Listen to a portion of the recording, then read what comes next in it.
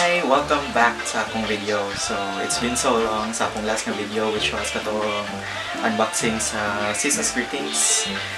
So, yeah, sa kaning nga video, I read last night nakabasa kong article about kanang K-pop fans how spending kuan kanang how much they spend sa ilang merch, sa ilang fades, everything. So, kaning nga video kay mag-swipe and estimate sa akong mga merch since I bought a lot of albums, manchid ko, gasto kong gasto niya. Makalimot di ay nga, gutom na di ay. Gutom na di ay ko, layo pang sweldo. Or ba ka nang tungod kay sweldo, maghinilas ta. Niya. Sunod kay mga 10th day, mga wala pa, mga 10th, mga 5 days pa lang after saving sweldo. Gutom na dayon, kaya mga nang sige pagpalit o merch. Patay may himo. Nay mo release, buy, release, buy, release, buy niya. Wala pa dyan naabot na yun ng merch, maway mga excitement. So, trabaho rin yapon tayo para magka-kwarta. Mauto akong fandom kay Kwan, ng SM stan ko. So, nag-start ko way back 2008. Nag-discover naman sad ko sa TVXQ when I was in 3rd grade. Kay my brother was also a fan.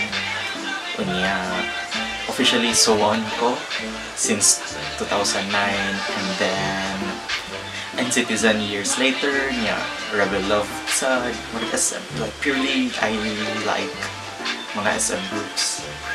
So mara to, let's get started. Ako ibutang sa corner sa video ang the prices or total. So ang first one kay I Got a Boy, oh crap, tagak. So I Got a Boy, Tiffany mga, this was like mga 2013. I still have my albums back sa Tacloban, but I only brought like a few here. So, ano yung I Got a Boy Tiffany version. So, nawa na ni siya. Nawa na ang cover. I don't know where. I think it's just here around. So, this was like around 900 pesos, 950, 900. Let's put it to 900 na lang. So, next kay ang all-night version sa Girls' Generation sa ilang 10th anniversary. So, this was like around 950. Yeah, 950. So, disclaimer lang, these are not really the final prices since I bought my stuff from different shops. So 950 also ang holiday night na holiday version 950 sa niya. So the set was like mga around I hate mga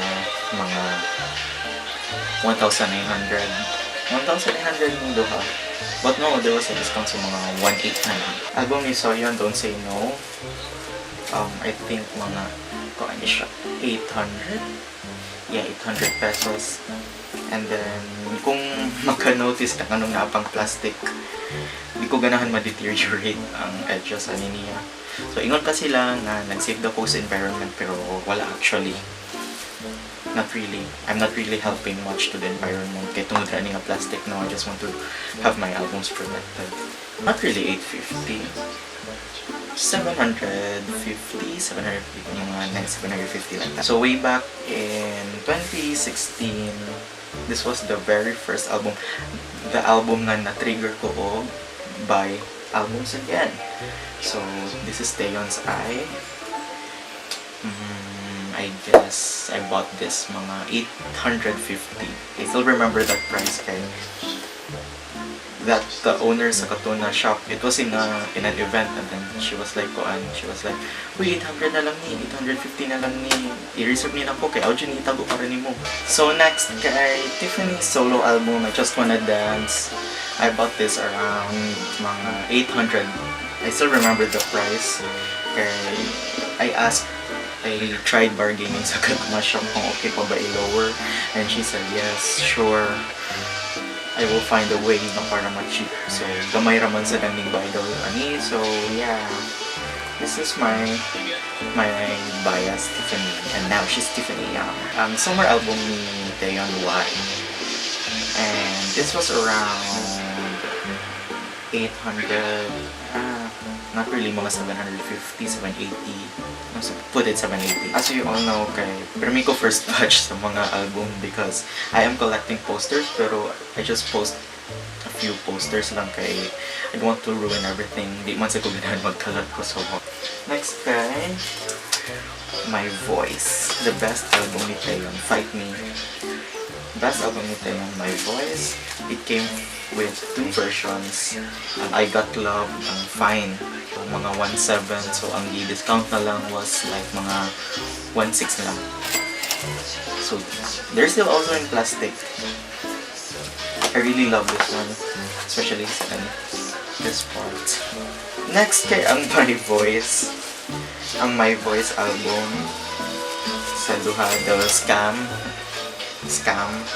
because deluxe edition, 2 versions, pero the only difference kay ang cover. So if you open them both, they have the same photo book. So dili siya nindot. Pero sige, fine, collector man ta. So palit jud. Wa pa lang na. Christmas album ni Taeyeon this Christmas came with a lenticular na film sa cover. So wait, let's see. 800 pesos only. Wow, only mahal. Kung sa akong albums kay I bought this katong student ako, and then I really had a hard time saving. Good thing kay mga deadlines kay end sa month, so I still have time to save. Next kay I bought this last year katong Something New ni Taeyeon. I guess it was around 850 when I bought this. It came with a dust jacket. It has a dust jacket. Yeah, pero I think damage na ni sa courier. It got some dents. I think last ni sa SNSD collection ako, Lionheart. So, palit ni ako mga 900 pesos. Yeah, mga 900 pesos. And then, no, 800. Yeah, so, I don't know why 800 ni siya na full album. So, I guess mga 900 pesos. Yeah, let's just put it 900 pesos. So, next kay Red Velvet, Russian Roulette. One of my favorite albums. And this was cheaper actually. Kay mini album man siya. So, it was around 700 pesos when I bought this one. Yeah, it was like an impulse buy. So no, guys, don't impulse buy. It's gonna ruin your life. Next, kay really bad boy. No, not really bad boy. Bad boy. Bad boy. This was 900 pesos. And then kaning Peekaboo.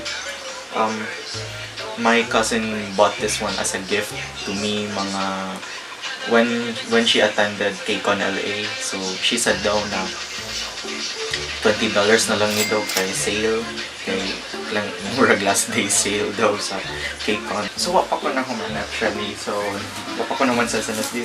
So this is Yuri's very first mini album, the first scene.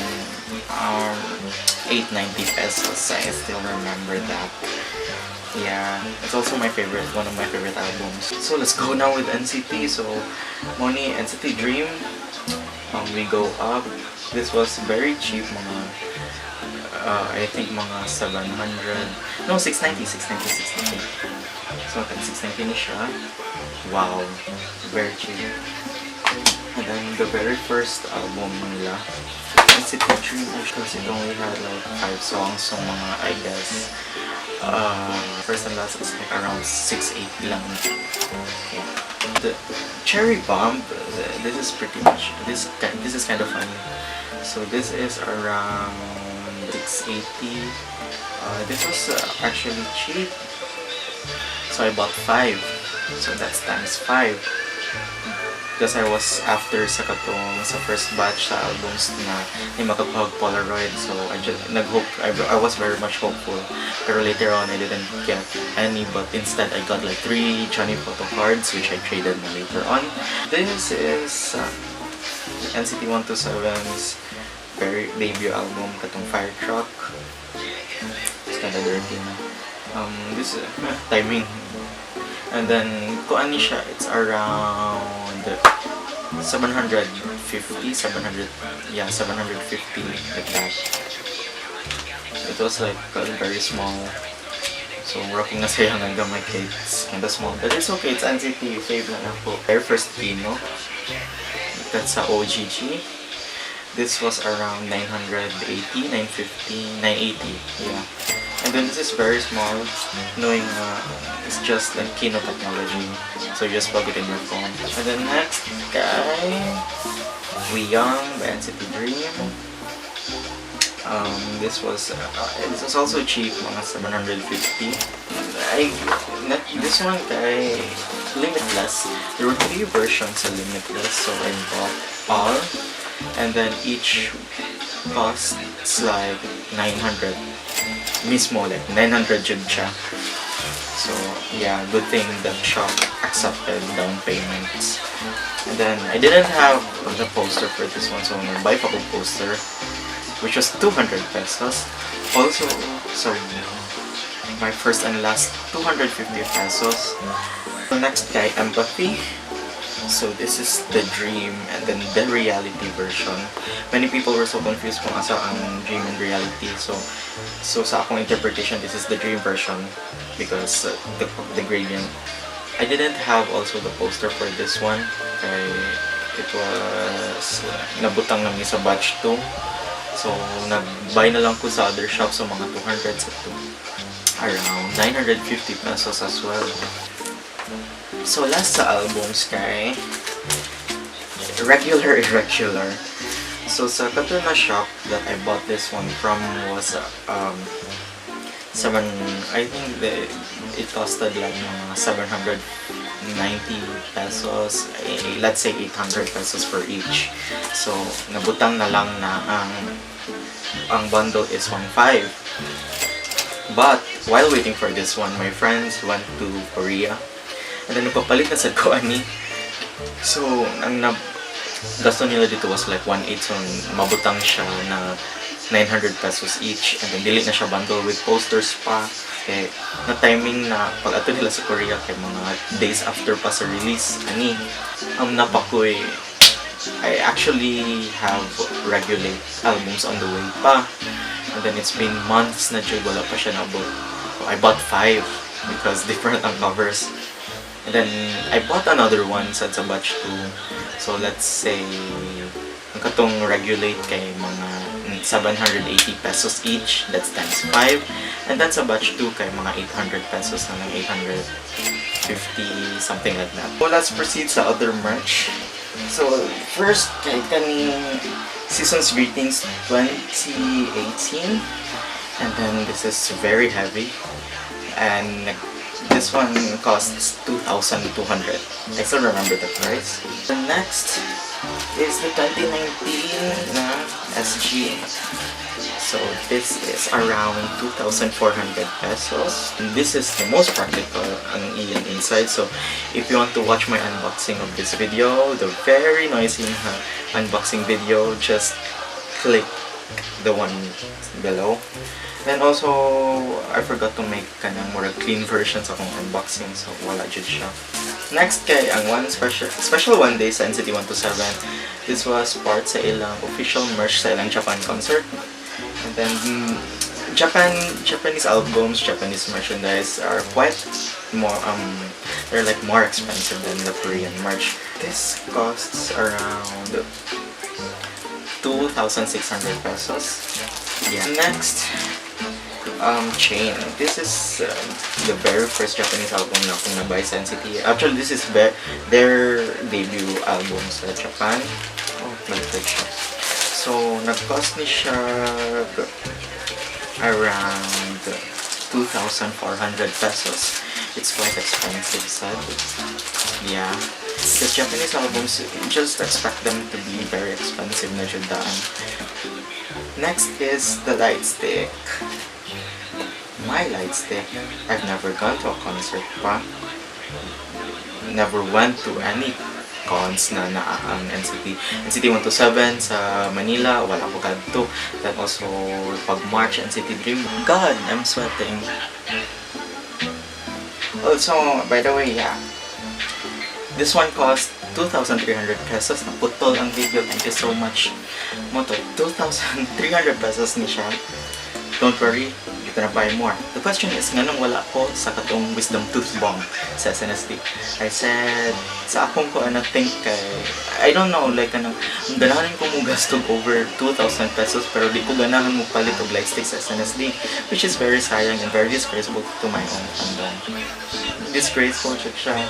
I promise you, so once mo palit siya ko. So next kay Neo City na merch. So this is the slogan. The price sa kani is 13. Yeah, 13. Bago lang ko nagbasa sa email kay para pang confirm lang. So mao ni 1,300. So mao ni siya. And then you can make this as your sash. Like dira ka magingan. Dira gadi ka magingan in concert. Dira sad ka magingan nila. I just bought this just in case na mag-concert na dyan sila. My money is really ready, although wala ko savings, pero well, that's good. And then also, this costs 890. Yeah. And then, random niya siya ang transparent na cards, postcards, yeah. It's kind of fun to look at. May anin siya, siya na,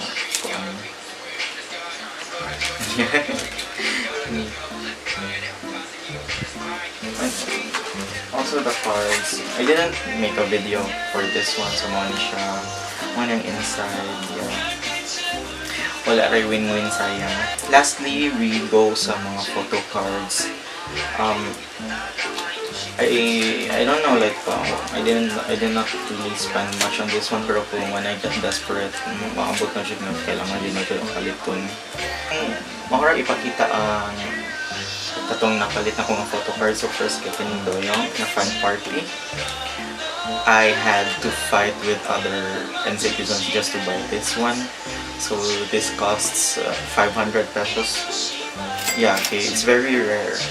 It's only limited. Sa concert lang siya. Pwede. And then also this one, I bought this in an auction. Na-dent lang siya. I bought this mga 1,400, no, 1,200 in an auction. Next kay this one, the very first merch na akong gibay through PayPal. So this one kay, this is the first anniversary of NCTU Without You and 7 Cents. This is around 1,600 directly from Korea.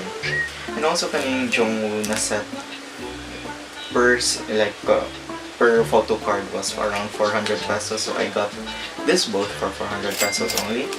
So 800 pesos nung luha. So I guess that's it for now. So maot to siya, like those are my collections. So mao ni ang price, total price. Ayan na lang mo ka-shock, but that is my collection, iyang worth. I just kept on saving para lang dyan makapalit ani. So akong advice is be smart in buying. So don't be impulse buying or else ma-blacklist ka or mahimo kang bogus buyer or joy reserver. So be really smart in buying. And if you're working, you know na you're spending a lot of utilities, mga rent, electricity, mga labada by yourself. So be really you should know how to save money. Then ako, as I am also the head of NCTzen Cebu, so I also spend for our local fandom, kaya we do cup slip events, mga gathering. I guess that's it, guys. Thank you so much for watching, and I hope na mo'y ma-learn ani na video. So you should please save to spend, go